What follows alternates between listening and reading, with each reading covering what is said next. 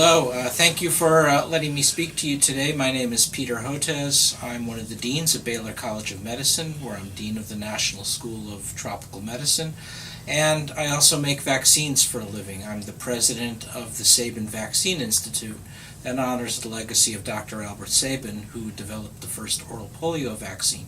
Our Sabin Vaccine Institute is now embedded in the research labs of Texas Children's Hospital.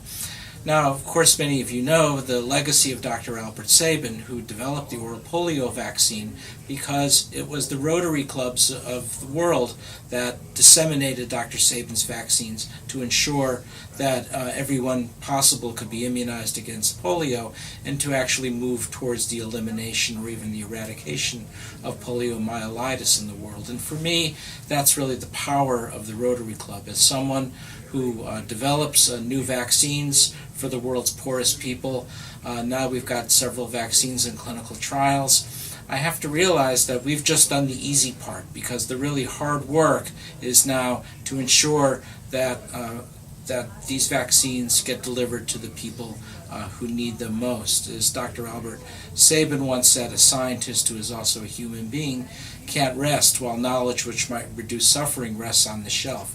Right now our vaccines are still in development and on the shelf, and we're going to depend on the Rotary clubs of the world, including Rotary Club of Houston, to help get those vaccines out there. And so this is why it's so important to be connected to the Rotary Club.